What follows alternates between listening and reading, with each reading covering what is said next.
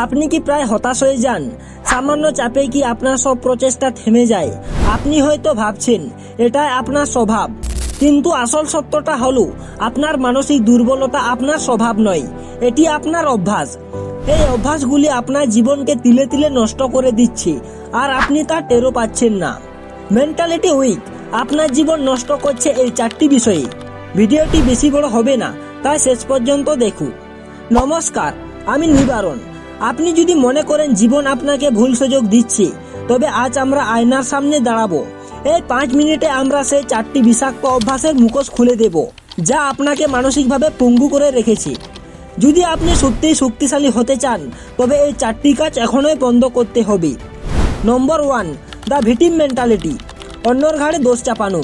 মানসিক দুর্বলতার প্রথম এবং সবচেয়ে বড় লক্ষণ হলো দোষারোপের খেলা। আপনি কি সবসময় বলেন, আমার ভাগ্য খারাপ, বা ও আমার সাথে খারাপ করছে, তাই আমি পারিনি?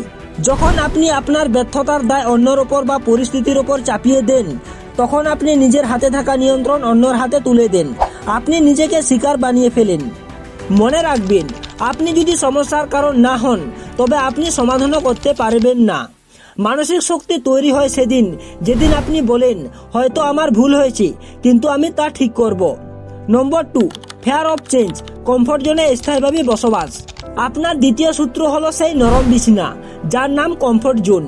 আমরা ভয় পাই, ব্যর্থ হওয়ার ভয়, লোকে কি বলবে সে ভয়, অথবা সফল হওয়ার পরে সব সমালোচনার ভয়। তাই আমরা সেই একই কাজ বারবার করি, যা আমাদের জন্য নিরাপদ।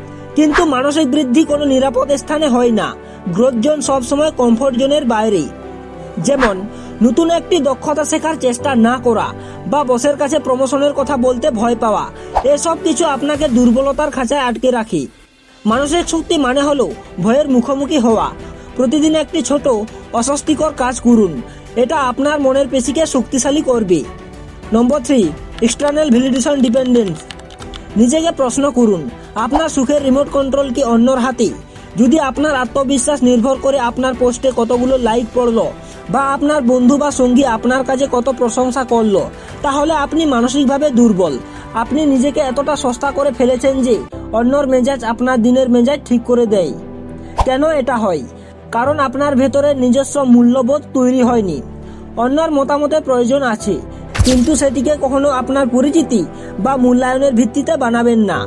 নিজের ভেতরের প্রশংসা শুনতে শিখুন। আপনার লক্ষ্য পূরণে আপনি কতটা এগিয়েছেন, সেটি যেন আপনার আত্মবিশ্বাসের উৎস হয়। নম্বর 4, ওরিং ওভার দ্য আনকন্ট্রোলেবল। যা আপনার নিয়ন্ত্রণে নেই তা নিয়ে অনবরত চিন্তা করা। শেষ এবং সবচেয়ে বেশি শক্তিশালী ক্ষয়কারী অভ্যাস হলো অতিরিক্ত চিন্তা। আমরা সারাক্ষণ দুশ্চিন্তা করি, যদি আমার চাকরি চলে যায়, যদি কাল বৃষ্টি হয়, যদি বিনিয়োগটা ডুবে যায়। এসব যদি আপনার মনকে এমন এক জঞ্জালে ভরে রাখে যেখানে কোনো কাজ করা সম্ভব হয় না। এই চিন্তাগুলো আপনার নিয়ন্ত্রণের বাইরে, তবুও আপনি আপনার মানসিক শক্তির সিংহভাগ এদের পেছনে ব্যয় করেন। আপনি শুধু আপনার চেষ্টা এবং বর্তমান পদক্ষেপ নিয়ন্ত্রণ করতে পারেন। যখন ওই দুশ্চিন্তা আসবে, নিজেকে জিজ্ঞাসা করুন, আমি কি এই মুহূর্তে এই সমস্যার জন্য কিছু করতে পারি? যদি উত্তর না হয়, তবে জোর করে সেই চিন্তা বন্ধ করুন এবং আপনার নিয়ন্ত্রণের মধ্যে থাকা একটি ছোট কাজে মন দিন। বন্ধুরা, মানসিক দুর্বলতা কোনো জন্মগত অভিশাপ নয়, এটি ক্ষতিকারক অভ্যাসগুলোর সমষ্টি মাত্র। এই 4টি বিষয়, দোষারোপ করা, কমফোর্ট জোনে থাকা, অন্যর অনুমোদনের অপেক্ষা করা, নিয়ন্ত্রণহীন বিষয় নিয়ে দুশ্চিন্তা করা। আজই এই বিষাক্ত অভ্যাসগুলো ত্যাগ করুন। মানসিক দুর্বলতা থেকে মুক্তি পাওয়ার সিদ্ধান্ত আজই নিন।